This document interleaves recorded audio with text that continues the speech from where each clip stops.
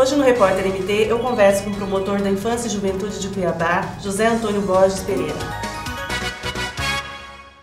Doutor José Antônio, a adoção em Cuiabá e Mato Grosso, a gente tem essa mesma tendência que a gente encontra no Brasil, pessoas procurando o perfil de criança específico, crianças menores de 3 anos, sem doenças. Como acontece a adoção em Mato Grosso? É esse perfil de criança procurado, porque a gente vê em matérias que existem muitas pessoas na fila de adoção, porém elas querem um perfil específico e as crianças maiores não conseguem encontrar uma família adotiva. Em Mato Grosso é da mesma maneira?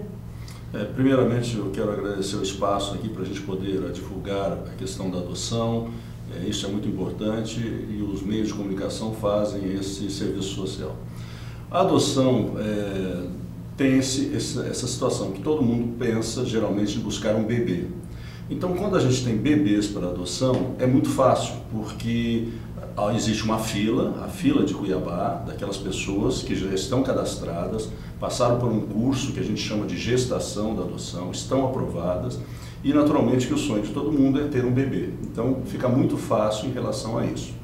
O que a gente tem procurado fazer através da SEJA, que é a Comissão Estadual Judiciária de Adoção, é desmistificar em questão da adoção de crianças acima de 3 anos.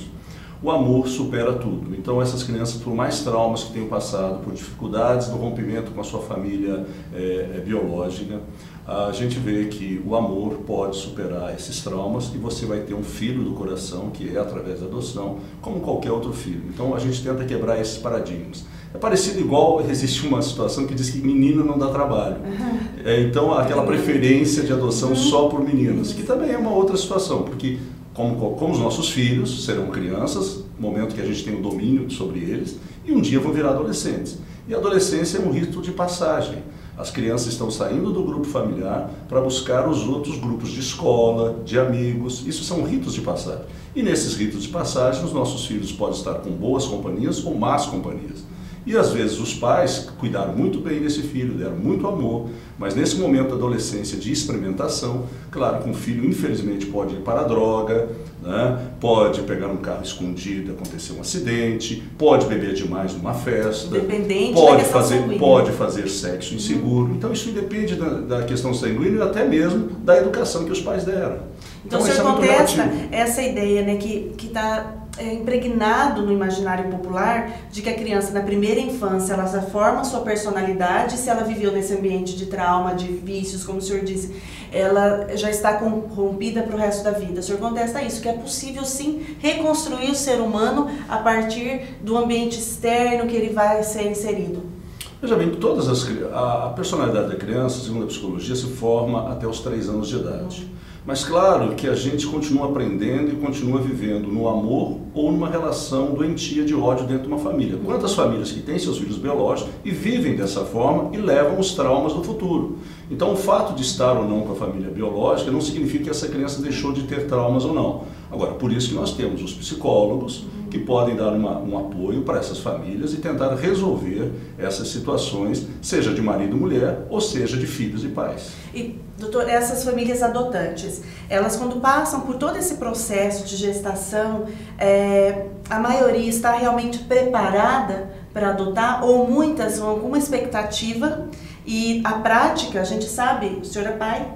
Eu sou mãe. A gente sabe que a prática, né, com crianças, ela exige dedicação, não é um conto de fadas, independente da criança ser biológica ou não. Então os pais criam muita expectativa e na prática ele percebe essa dificuldade, muitos recuam, ainda existe isso de crianças serem devolvidas, leva para casa e depois fala, não, eu não quero mais. Bem, primeiramente, quem busca para adoção são casais, ou pode também ser adoções unilaterais, uma mulher que não tenha marido, queira ter filho, homoafetivos também, casais homoafetivos, né? E geralmente são pessoas maduras, geralmente pessoas acima de 30 anos. Então, e a maternidade ou a paternidade acima dos 30 anos, claro que são pessoas maduras e tem essa possibilidade, essa disponibilidade de cuidar dos filhos. Porque filho muda a vida das pessoas.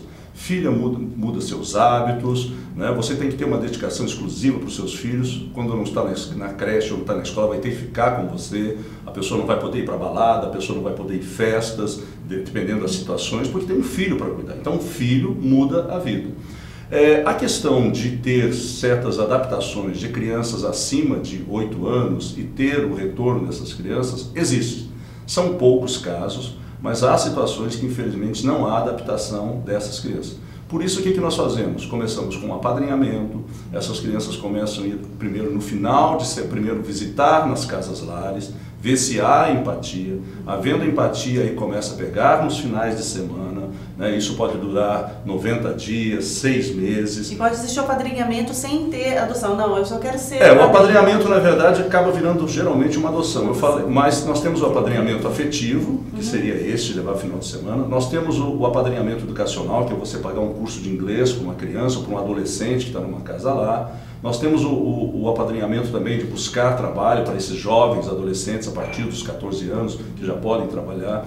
Mas há essa aproximação exatamente para evitar depois esse trauma da segunda rejeição de uma adoção, da devolução da criança. Por isso que a gente tem que tomar muito cuidado e se trabalha aí com as psicólogas principalmente para fazer esse trabalho de aproximação, mas com muito cuidado. Não é uma experimentação, pega essa criança, devolve. Agora não, para a família começar a levar uma criança para a sua família, porque já se sente ali pelos estudos que houve uma empatia dessa criança com a família com essa criança, e aí sim, potencial, né? Potencial que vai levar à adoção. Em relação a irmãos, doutor, quando existem vários irmãos, como está sendo feito hoje? É o incentivo para que aquela família adote todos? Ou há essa separação e depois é permitido, eles podem se encontrar, ou depende muito da família que adota? Eu vou te contar 2 casos. Quando nós tínhamos adoções internacionais, há 10 anos atrás, 15 anos atrás, nós tivemos uma jovem, uma de 11 anos, que foi adotada pelos franceses. E a irmãzinha dela ficou, não, a maior ficou, de 16 e foi a de 11. Isso foi conversado com elas e elas aceitaram isso.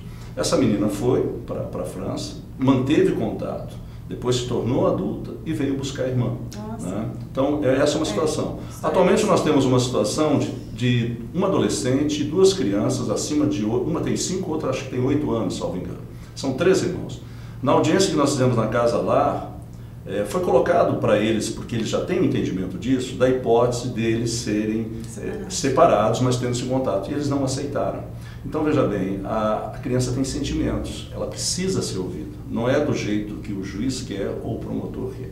Então, nós estamos buscando já no Cadastro Nacional alguma família que possam ficar com essa adolescente, uma jovem adolescente de 12, 13 anos e os seus 2 irmãozinhos. Quando o senhor diz o Cadastro Nacional de Adoção, como ele funciona? Por exemplo, se eu quero adotar, eu me inscrevo, preencho todos os dados.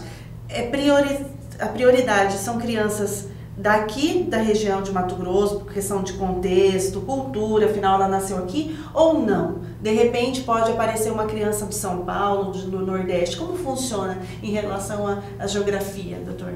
Cada comarca tem o seu cadastro local, até com as facilidades de aproximação e o acompanhamento. Não havendo a possibilidade de adoção dessa criança, nós partimos para o cadastro estadual, que é a SEJA que coordena aqui dentro do estado. E se houver uma maior dificuldade, nós temos o cadastro nacional. Então aí essa criança fica disponibilizada para todo o Brasil e para o mundo também, porque esse cadastro leva à adoção internacional. E aí quando no mundo existe toda uma rede de proteção que também faz essa avaliação em outros países? Nós só aceitamos países que assinaram a Convenção Internacional da Adoção. Vou te dar um exemplo. Nossas crianças não vão para os Estados Unidos. Por quê? Porque os Estados Unidos, como sempre, manda fazer, mas não faz o dever de casa. Eles não assinaram a Convenção Internacional de Adoção. Então, uma criança brasileira que for para lá jamais será um cidadão americano. Teve um exemplo que uma vez saiu na Folha de São Paulo, de um jovem, depois já de 18 anos, né, que tinha sido adotado na década de 80 por uma americana, foi pego fumando maconha, né, e ele foi deportado para cá. O título da matéria era Tragédia 2 vezes. Porque aí deportaram, ele não tinha mais nada a ver com a nossa cultura, né? Veio morar aqui no Brasil numa favela e depois acabou sendo morto. Ficou órfão 2 vezes. Então, os países que nós aceitamos a adoção internacional, só aqueles que as nossas crianças vão ser cidadãos daquele país. Espanha, Portugal, Japão, a Europa toda. Japão faz parte da convenção, mas eles não têm esse problema, até porque eles têm problemas de natalidade. Porque às vezes existem brasileiros... Só que a adoção internacional praticamente se reduziu a zero. Aqui no Mato Grosso a gente não faz há mais de 12 ou 15 anos. Por quê? Com a abertura da globalização, o que acontece? Caiu a cortina de ferro da União Soviética. Lá existe o biotipo para o europeu. Então, e países pobres lá que também tem essas crianças. Temos a China também, que temos lá o filho único, tem uma questão cultural que todo mundo quer ter um filho homem, e as meninas, entre aspas, isso é uma verdade, elas são descartadas para grandes abrigos, já teve documentários que ficam até amarradas lá, numa situação até subhumana. Cruel. Então, a Europa hoje busca crianças, né, que são para onde tem mais interesse para crianças, ou nos países da antiga União Soviética, ou na China, e onde é meninas, e meninas não dá trabalho. Então caiu assim, nós não fazemos mais adoção internacional. São Paulo... É alguma coisa assim de ter o Brasil... Aqui a gente não tem... Mato Grosso não. Não tem mais, não há mais esse interesse, porque eles têm essas possibilidades. Além disso também, é um avanço contínuo que a gente vê a questão das técnicas de fertilidade. Então, as famílias... A tecnologia evolui... e as pessoas preferem ainda, claro, ter seu filho biológico. Então, tudo isso traz uma dificuldade. A sua pergunta é interessante porque a gente tem que ter políticas públicas para evitar essas gravidezes indesejadas ou essas famílias desestruturadas que acabam trazendo crianças para a adoção. Então, aí quando a gente chega da questão da adoção brasileira, ainda existe a adoção brasileira, ou seja, aquela mãe que entrega o filho e quem pega registra como seu. É isso a adoção brasileira ou vou cuidar? É muito difícil fazer o registro de nascimento porque hoje os cartórios tomam muito cuidado porque senão eles são coniventes e cometem crimes em relação a isso. Não é mais como antes, né, doutor? Porque antes acontecia... Por exemplo, eu nasci em casa com parteira, hoje não se acontece mais isso. Mas vamos supor que uma criança ainda nasça com parteira em casa, vai ter que ter todo um estudo da Secretaria de Saúde com o médico dando laudo que realmente aquela mulher tem características que teve um filho, ou mostrando o pré-natal dela, para não, senão chegar o filho é meu, eu tive em casa. Então, até para isso, a declaração de nascido vivo é suprida por um laudo dos médicos da saúde, para evitar que se chegue lá. Mas o que muitas famílias às vezes fazem? Elas pegam uma criança e ficam na ilegalidade dessa criança até 3, 4 anos. Sem ter documentação, né? Sem a guarda. E depois vem buscar a adoção depois desse período. E aí o que acontece? Essa é uma situação delicada, porque veja só, o princípio é do melhor interesse da criança. Se realmente ela criou o vínculo com essa família, né, essa adoção vai ser consumada. Só que ela corre um risco também, ao mesmo tempo. Porque se ela fica 3 anos com uma criança, a mãe pode se arrepender. E ela vem lá e diz, eu quero meu filho de volta. E aí a prioridade é da mãe. Não é da mãe, continua sendo da criança. Mas imagine você ficar numa incerteza, né, por 3 anos, se a mãe vai se arrepender e querer a criança de volta. A minha posição jurídica e ligada à psicologia diz o seguinte, que a criança até os 6 meses de idade, ela não tem ainda uma identificação, não conhece o pai e a mãe de forma com discernimento. Então, crianças que a gente descobre até 6 meses, eu peço a busca e apreensão da criança. A partir disso, será um trauma tirar essa criança daqueles que convivem. Tem que ter muita sensibilidade. Muito cuidado em relação a essas situações. E aí, falando sobre sensibilidade, a gente teve recente agora, né, a questão dos gêmeos daquela avó, Dona Rosalina, uma faxineira que a filha era viciada, né, usuária de droga e deixou 4 netos com ela, sendo 2 gêmeos de 2 meses. Sim. E o Conselho Tutelar do Planalto pediu à promotoria para que retirasse essas crianças do ambiente do convívio com a avó. E aí tá repercutindo um vídeo no Face, ela chorando, pedindo a ajuda do poder público, inclusive do governador, porque ela quer aqueles netos. O que o senhor tem a dizer, a explicar sobre esse caso específico do Rafael e do Rogério, netos da Dona Rosalina? Bem, todos os nossos processos lá correm em segredo de justiça, mas claro que isso se popularizou, está aí divulgado. Então, e as mídias sociais, né, então fazem não vejo nenhum problema de eu dar essa explicação à sociedade. Veja só, eu acabei de falar aqui, princípio do melhor interesse da criança. Nós lá não estamos preocupados com o pai, com a mãe, com a avó. Claro que a gente fala de lei de adoção, mas na verdade a lei não é para adoção. A lei é para proteger e buscar que mantenha a criança no seu núcleo familiar ou na sua família extensa. Então, até o 2º grau, tias podem ficar com as crianças. Tias, inclusive, podem adotar e furar a fila. O caso específico dessas crianças, o que acontece? Essa avózinha está lá com 4 crianças, é fato, né? Numa situação emocional complicada, ela acabou de morrer o marido dela de câncer, né? ela tem um costume, vamos dizer assim, um toque, que é tecnicamente falando isso, um transtorno compulsivo de acumuladora. Então o local lá está cheio de entulhos, de coisas, que a própria vizinhança parece que está limpando. Mas essas crianças estão ficando com os vizinhos, não estão ficando com ela. Esse é o primeiro ponto. Segundo, uma das crianças tem um problema até no coração, precisa ser verificado melhor. Sim, ela fala isso. Então, nesse momento, nós entendemos que as crianças estando com os vizinhos, daqui a pouquinho viram padrinhos, daqui a pouquinho não entregam mais as crianças. Segundo, a situação de risco da própria saúde, do jeito que as crianças estão, por mais que as pessoas estejam dando doação. Então, nesse primeiro momento, foi melhor trazer essas crianças para uma casa lá, para depois a equipe técnica do juízo, a psicóloga, a assistente social, não só o olhar do conselho, ver em quais condições, se realmente essa avó tem condições, eu não falo nem econômicas, porque pobreza não é motivo para tirar filho de ninguém, e nem do avô. Né? Mas, em relação, se ela tem condições psicológicas, veja que são 4 crianças ao mesmo tempo. Né? Então, foi uma situação preventiva. Preventiva e não definitiva. Agora, de qualquer forma, eu já adianto. Né? Ela mesma falou que a mãe invade a casa. Eu já estou promovendo uma ação de perda do poder familiar dessa mãe. Para ela não ter mais direito nenhum das crianças, do afastamento dela. E a avó pode desabilitar a avó tem que ficar bem claro que ela não vai abrir o portão nem a porta para essa mãe, já que a própria filha bate na mãe, batia nas outras crianças. Então, nesse primeiro momento, uma questão preventiva para não acontecer nada, principalmente com os bebês. As outras 2 crianças estão indo na creche. Né? Nós temos um problema seríssimo de vagas de creche para bebês. Né? O município tem uma dificuldade de ter todas as vagas. Quando a criança está nesse ambiente, né, de violência, insalubre, sem condições de viver ali, ela é retirada.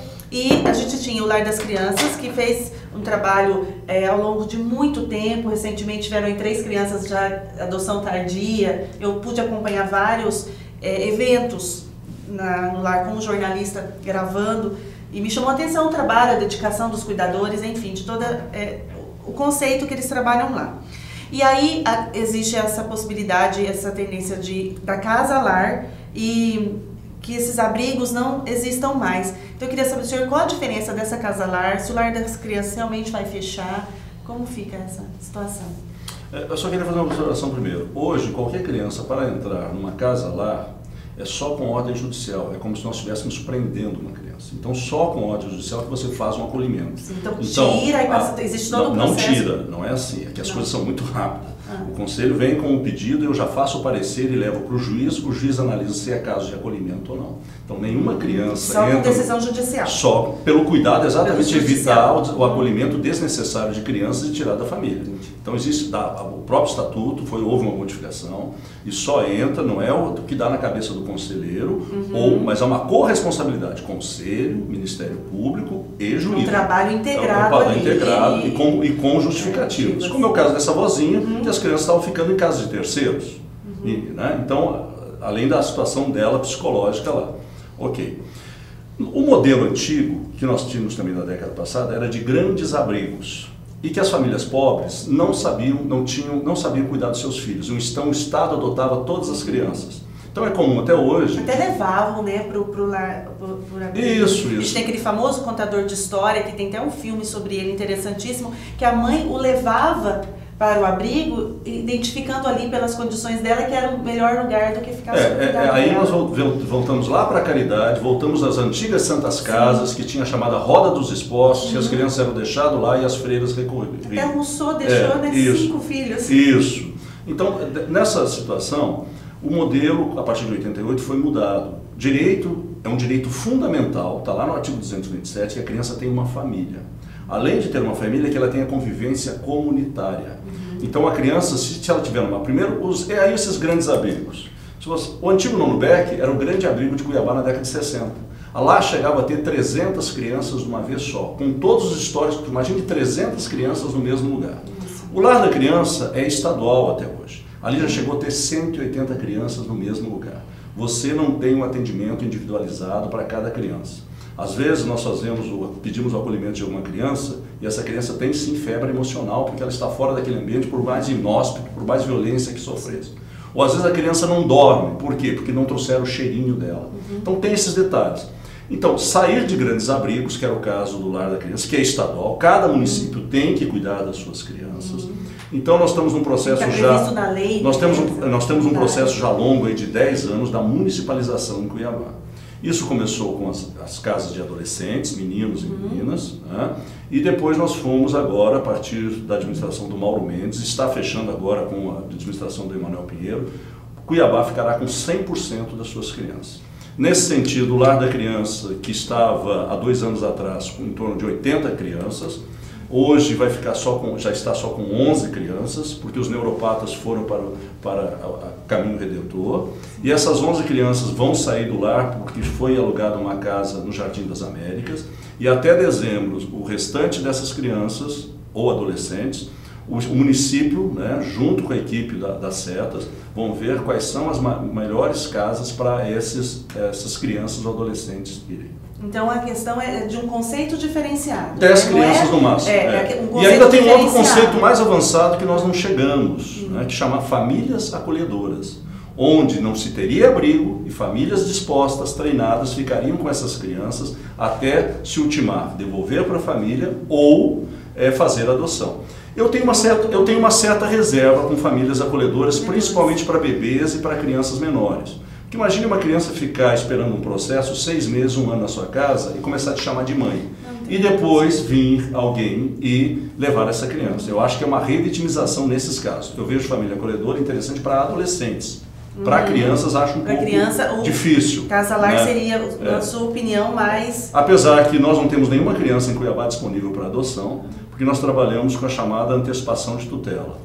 Naquelas casos de crianças que depois de um estudo de 60 ou 90 dias, um estudo psicossocial feito pela Casa-Lar, feito pela equipe do juízo, feito até pela minha equipe, que eu também tenho uma equipe de psicólogos e assistente social, não tem jeito. Essa criança não tem uma família ampliada, não tem tios, não tem avós, ou se tem, não querem. E aí a gente faz a perda do poder familiar dessa mãe ou desse pai por motivos gravíssimos, abuso sexual, espancamento. E a gente entrega a criança antes de terminar o processo de perda do poder familiar, numa guarda, né, para depois que ultimado saia a adoção dessa família. Ela já vai direto, né, da fila. Da fila. Da fila, claro, sempre obedecendo a fila. E a mãe social, doutor, na Casa-Lar existe essa figura da mãe social?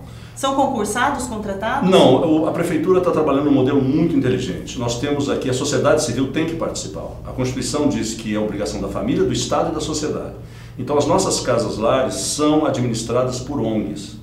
Sena 11 tem 2 casas-lares que fazem um trabalho cultural e também social, Flávio Ferreira. Né? Nós temos o projeto Nossa Casa, que também é um projeto lá pela Amable, que é guiado por ela. Nós temos um outro projeto, a Outra Casa, que é através do Jader, que é o TRT também, que tem um trabalho muito interessante. Então existe uma fiscalização muito forte em cima, essa fiscalização que eu digo, acompanhamento de todo esse fluxo de mas são casas, cuidadores, de pessoas profissionais que estão inseridas. São casas que funcionam 24 horas, mas é casa. Cada criança tem seu armário, tem sua caminha, tem seus brinquedos, tem sua roupinha. Ela tem uma identificação de casa. Ela não está num barracão, ela não está num abrigo. Esse é o diferencial. Ela vai para a escola, ela vai para o shopping, ela vai no teatro, ali no Flávio Ferreira, quando eu vou no teatro, sempre tem alguns adolescentes ou crianças, se é uma peça infantil, elas convivem também na sociedade. E até por conta do modelo do Lar das Crianças da instituição, também dificultava esse tipo de ação. Porque existia a intenção o Lar da Criança o Lar da Criança sempre cuidou muito bem das crianças. Eu não tenho que reclamar de todas as primeiras damas que por ali passaram. A gente faz nosso reconhecimento. Aliás, Dona Terezinha Maggi, por exemplo, sempre foi uma guerreira ali dentro, ficava sábado, domingo, cuidando das crianças, né? Mas era muita criança. E cada criança com seus traumas e com seus problemas. É nesse sentido, então, que a gente mudou o modelo, não porque nós queremos, é uma nova política social, que é o Plano Nacional de Convivência Familiar, que traz esse novo modelo. E os neuropatas, que o senhor disse, eu me lembro que quando eu fui lá fazer a matéria, tinham muitas crianças assim, que precisavam de tratamento médico 24 horas. Então, a Home Care fica cuidando. A Home Care continua, então ele foi para Redentor. No estado de Mato Grosso, então, saúde de alto custo. Essa claro. Preocupação. Sem dúvida. Porque era uma característica muito forte. Ali, realmente, no lar hoje, assim, crianças. Mas você sabe que mesmo temos crianças neuropatas, volta e meia a gente consegue uma adoção daquelas crianças. E essas pessoas que acolhem essas crianças neuropatas, a gente fica muito pequeno perto delas pelo tamanho do coração, sim, pelo tamanho do desprendimento, né? É um aprendizado. Pela doação de estar levando para sua casa uma criança que vai ficar 24 horas dentro da sua casa, vai ter enfermeiros e terá médicos cuidando dessa criança. Uma reconstrução do ser humano também para quem adota. Sem dúvida. Para finalizar, doutor, em relação às mulheres, ontem eu li um artigo científico de um estudo no Rio de Janeiro sobre as mulheres detentas que engravidam. E aí essa pesquisadora, uma professora doutora, falando sobre essas crianças que nasciam no presídio. Muitas vezes essas mães não tinham mais familiares, não tinham vínculo com famílias mais, eram sozinhas. Então, esse quadro que é preocupante. Em relação às crianças, filhas dessas detentas, também elas vão para adoção quando não existe ou alguma coisa assim relacionada a esperar a cumprir pena? O que acontece com essas crianças? Tem a questão do direito à amamentação. Então deve ter um lactário, uma creche dentro dos presídios. Isso era o primeiro momento. Mas eu já entrei com habeas corpus para tirar 40 crianças que viviam dentro das celas. Até faltava roupa, foi customizada aquela roupa, um uniforme amarelo das detentas, e as crianças padeciam pequenos presos. Eu entrei com habeas corpus para tirar as crianças lá de dentro. Porque até hoje, não foi feito lá a creche para as crianças ficarem. E talvez até pela realidade econômica, o que se tem hoje? Tem uma legislação penal dizendo que, a princípio, as mulheres que estiverem grávidas possam sair, ficarem em prisão domiciliar, que evita em função das crianças. Então existe essa possibilidade de estar avançando nesse sentido. Sim. Agora era um absurdo criança ficar dentro das celas, sim, né? Com aquele batido de tranca, com gritaria. Por mais que as mães ali se unissem, tivessem alas dela, criança não tem que ficar em cela. Eu entrei com habeas corpus na época, e todas as crianças foram liberadas ou com as mães juntas. Isso já tem uns 5 anos atrás ou mais que eu fiz essa medida. E até hoje, né, esse lactário lá e essa creche tirado das trancas, o governo estadual não terminou essa obra. Ainda falta finalizar essa obra. Eu li uma postura de uma defensora no Rio de Janeiro dizendo assim, um questionamento que ela dizia, que ela criticava a primeira-dama, o Cabral lá, ela foi liberada para cuidar do filho dela em casa. Mas adolescentes, né? Uma situação completamente não é? E aí a detenta pobre lá, que tem os filhos pequenos. É importante esse momento da democracia, da mídia, né? Uma justiça seletiva. Isso, a comunidade não aceita mais essa justiça seletiva. Outro caso mesmo agora, que está aí, né? Essa questão desse filho dessa desembargadora do Mato Grosso do Sul, né? Que é borderline, é uma doença psiquiátrica, mas ele sabe o que é certo e errado, né? Então a população quer justiça e igualdade para todos.